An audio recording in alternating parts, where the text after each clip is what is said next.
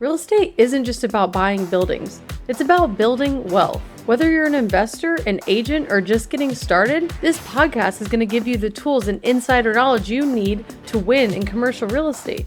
I'm Brittany, and I'm getting schooled in real estate by Rene. Together, we're going to be breaking stuff down like how to analyze deals like a pro and getting top dollar when you sell. Along the way, I'll be asking all the burning questions you might have at home. These episodes are going to be packed with insights from experts who've been there, done that, and built real wealth. If you're ready to invest smarter and build real wealth, hit subscribe now. The blueprint is here. You just have to follow it. Without further ado, here's your host, René Nelson.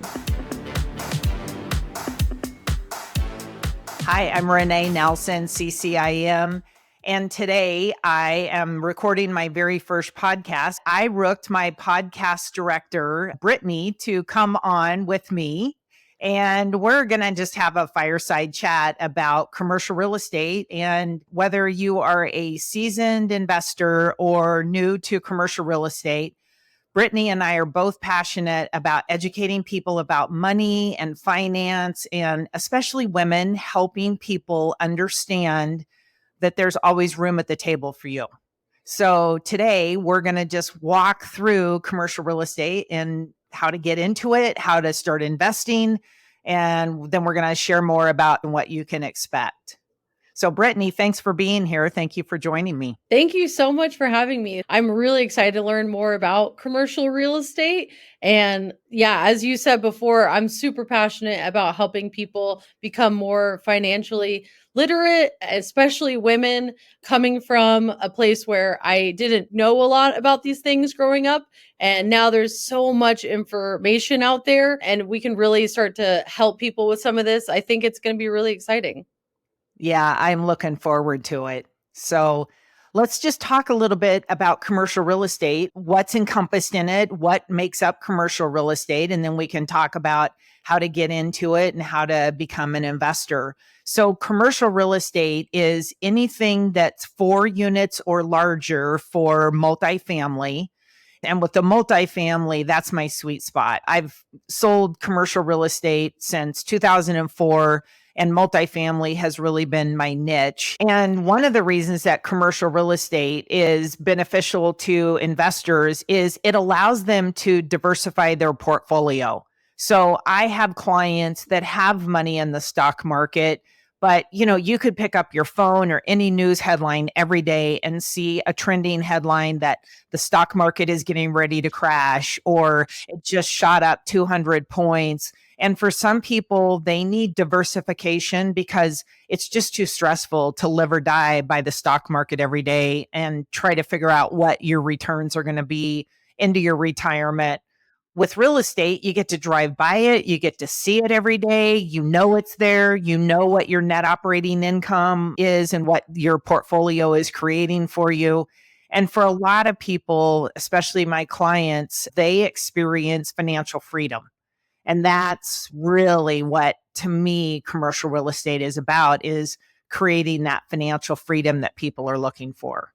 Yeah, I think that it's creating that stability for you because as the stock market, like you said, it can go up and down, it can vary, feels riskier at times.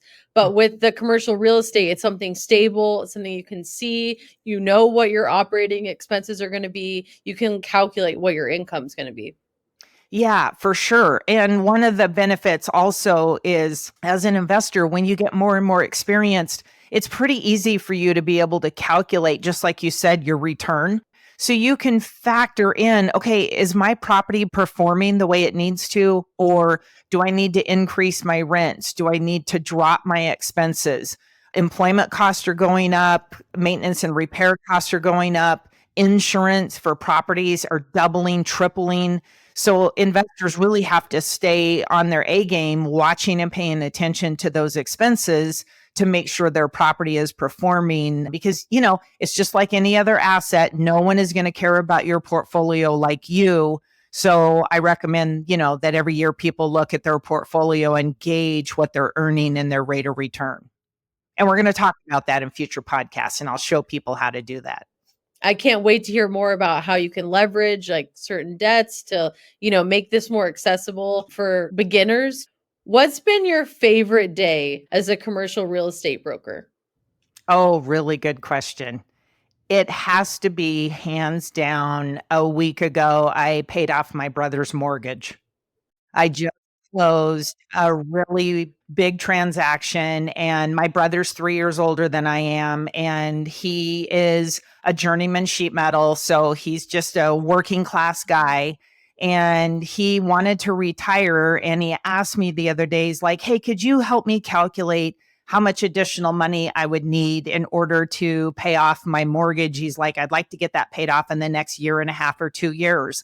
And I thought, I could do this for him. So I just called him up and said, "Hey, meet me at the bank."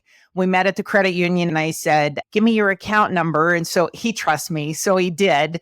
And then I said, "Oh, and we're getting his tax return stuff together." And I said, "Oh, by the way, do you have your mortgage statement with you?" And he's like, "Yeah, it's out in the truck." I'm like, "Well, go get it." So he did. And then he gets suspicious. So he walks back in and he's like, "What are you up to?" And I said, "Never mind. Just give me that mortgage statement." And he's like, "No, I think I know what you're doing. You cannot do this." And I said, "Yes, I can. And I'm going to. And we do not want to get in a wrestling match in the middle of the credit union because they will call the Yes. cops on me. Yeah. And I do not need to be arrested in the middle of the credit union." So he did give in. But honestly, I've had 3 great days in my life. The day I got married 30 years ago, the day my son was born 30 years ago, and when I paid off my brother's mortgage. Best 3 days in my life. Oh my God. That's such an incredible story. Like, I bet that was such an emotional experience for you. It felt great to give it forward to someone. It just felt very rewarding.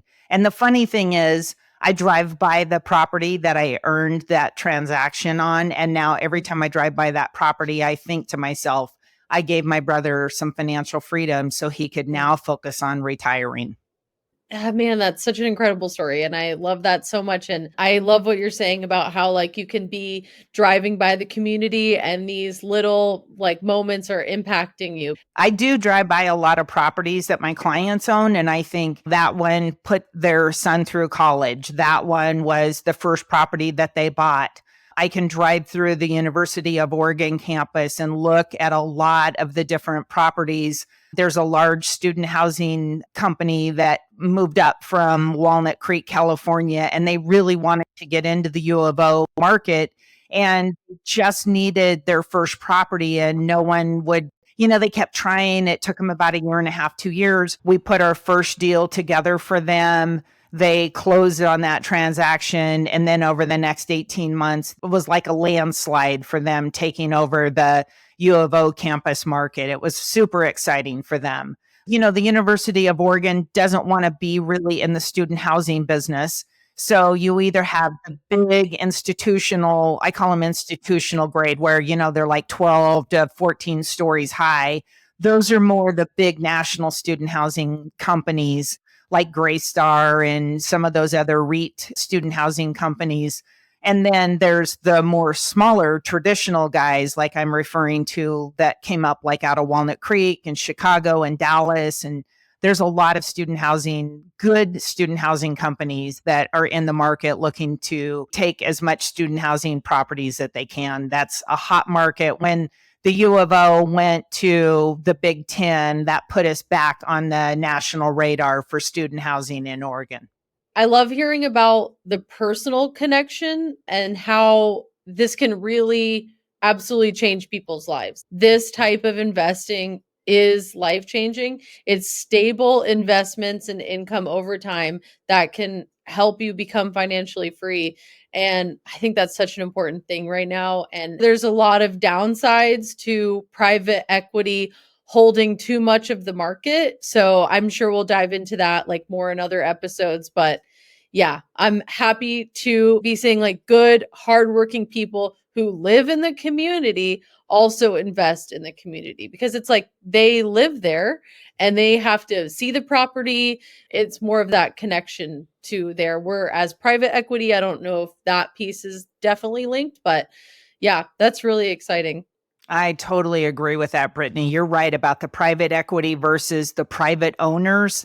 I own commercial real estate myself, and I can tell you that when I drive by, there's often times where I'll park in my parking lot for my commercial properties and I'll walk around and I'll pick up, even though I have it professionally managed and they have landscapers, I'll pick up garbage from the weekend or the little things like popsicle wrappers and cigarette butts. And it's kind of funny. I keep a pair of, like, I call them barbecue tongs in the back of my car because I hate to touch anything nasty that's just gross in a parking lot.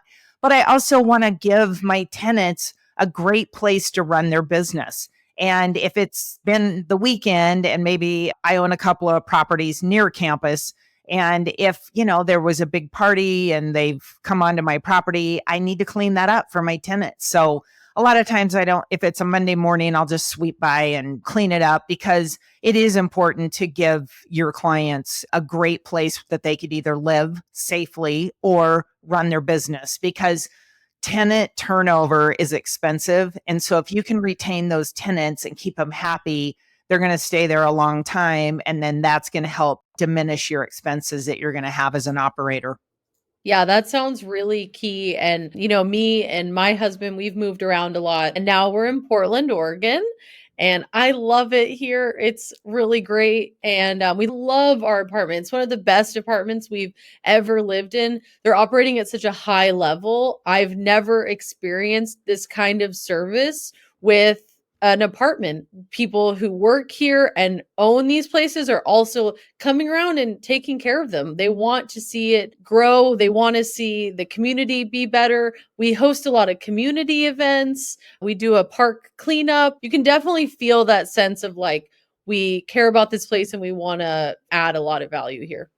Yes. And I think Portland is making a comeback. We've had kind of a tarnished name nationwide over the years. And I think Portland is starting to rebound from making some changes, and in particular in the housing and rent control, because really everybody needs a place to live. And, sleeping in your car is not great. You can ask any homeless person. It's not great when it's super cold outside. And provide workforce housing where, it's manageable and people can afford to live. I mean, I think that's what our city and our state needs more of. I know there's a lot of government agencies that are working on that, trying to improve that. My clients own privately, typically for their apartment buildings. And basically, they've been able to quit their jobs and now they have passive income enough that they don't have to go and work if they don't want to.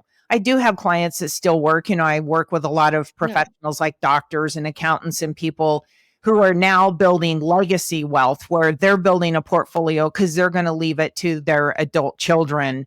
And that's when it gets really fun. And you don't necessarily, if you don't have kids, you could leave it to your favorite charity or your favorite university. I mean, there's so many ways to use real estate to build the community and to give back to the community. Yeah. I really love that so much because we see more and more now of like monopolies and it can be kind of scary. But I think even like what you're saying, building up that real estate only to then maybe even give it back to the community in some way. I do think that the community in general is really working on like reframing the things that need to get worked on. And I'm excited. Yeah, I love living here. It's great. I know, me too. I've lived in Oregon my whole life. And I'm really passionate. I'd like to travel, but when I come home, I always say to myself, I'm where I should be. This is home. Oregon is awesome. We've got great climate. It's pretty inexpensive to live when you compare to other cities, big cities across the nation. Oregon is a pretty economical, easy place to live. There's lots of jobs right now. So I'm pretty big on Oregon. I think it's a great place, especially for real estate. Well, tell me more about your certification. So you're a CCIM certified broker. Yes. So a CCIM stands for Certified Commercial Investment Member. It's such a weird acronym. It's the PhD of commercial real estate. So in order to earn my CCIM, I had to sit through a series of classes that are basically related to financial analysis and lease negotiation. I had to take a couple of negotiation classes, Now, for those of you listeners out there, don't think, oh, I'm going to take her to the mat and try to stump her on negotiation. I'm always trying to improve my craft. I listened to a guy named Chris Voss. He wrote a book called Never Split the Difference, and it's basically how to negotiate in transactions. And he's got some great YouTubes, amazing YouTubes on negotiation because, really, commercial real estate is complex. There are a lot of negotiations. My negotiations start from the time that I talk to a seller about wanting to sell, because often a seller will have a price in his mind that he wants. And I have to look at it from a cap rate basis and say, can I hit that number? I mean, it's easy to take a listing, but it may sit on the market for a year or two. And my job as a commercial real estate person is to give them the right information so they know that property is going to sell. So when I was earning my CCIM designation, not only did I learn financial analysis as well as negotiation, I also learned really cool things. Like one of the classes in particular was related to demographics. So they would basically take you imaginary through to a city and put you in a location and say, now tell me how to open a distribution center, like a big one, like an Amazon, put in a UPS shipping, and tell me how to get my product from here to the other side of the state. So you had to figure out logistics and demographics. Are you close enough to people that you can hire enough people to man the facility to ship the stuff out, to ship the product out, manufacturing? Do you have enough resources? So CCIM is a very intense learning process, but when you get to the other side, you have all these tools that you've learned that allows me as an advisor to guide my clients through the process. I learned everything from leasing to sales to 1031 exchanges to how to build generational wealth. You're really starting from like A to Z, all the way from like someone who's new to this, like to just starting out with the commercial real estate investing, and they can go as small or as big as they want. And then taking it all the way to like, how do we work that into our taxes and build our long-term wealth over time? I think that's so cool and exciting. And yeah, I can't wait to hear more about that. I love hearing about the negotiations piece, and I am so excited. I definitely have to read this book. And I think specifically as a woman, it is very hard to negotiate, and being confident in your numbers, just being strong on that, because I'm sure that's a big thing. You really have to be strong on your numbers and figuring out the way that you move through that negotiation space.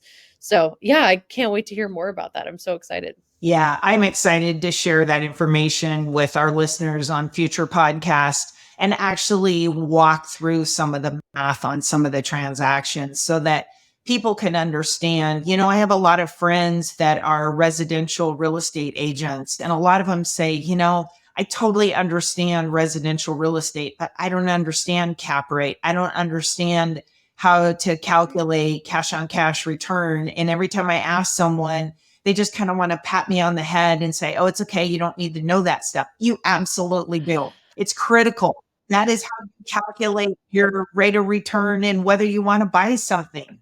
Yeah, I mean, it's so important to look at the data before like moving forward with the deal and just like making any decision. You have to really understand not only your why, but you have to understand the numbers and to make sure they make, because it's a personal journey is what it sounds like. You have to make sure it aligns with you. And I feel like that's probably why you're so successful at it, because it seems like you're really good at taking like why someone would be on this personal journey and moving them through the process using the skill sets that you've gained. Yeah, I really like to help people. Obviously, anybody that's in sales wants to help people. But I look at commercial real estate and know that for the majority of my clients, that's going to change their life somehow. They're going to either develop financial freedom, they're going to fund a lifestyle, they're going to quit their day job, they're going to leave a legacy for their kids. And so for me, I just see it as a life-changing situation for my clients. It may not be today, it may not be this month, but they've set a path on how they want to change their lives. And commercial real estate is doing that for them. In such an uncertain time, I think people are really looking for that stability in the market that comes with real estate, and then just like how to break into that, because there's so much information out there, and then there's different groups too, like the different food groups and multifamily housing being your bread and butter. It's so exciting, like seeing the different ways that people can utilize real estate in their own way. And I'm excited to break this all the way down for people just starting out learning this process together, and to someone who's very into the commercial real estate business already. And I'm really excited to hear more about that as well. Yeah, I'm looking forward to it. It'll be fun to share it with our listeners and just walk them through some actual case by case scenarios. Yeah, I feel like there's going to be so much value added by this podcast. And especially, we're going to be talking specifically your expertise, which is Oregon, Eugene, Oregon, U of O. I'm really excited to hear more about that. Yeah, I think what we should do is break down some of the numbers and talk about how to calculate net operating income in one podcast. And then we should also talk about pro formas in the next one and how you measure a property's performance, because there's several listing platforms where the public can go and seek out commercial real estate. Well, the problem with that is you have to know whether that broker's marketing package is accurate or not. So I want to teach our listeners how to calculate those numbers and how to basically fact check that broker's work.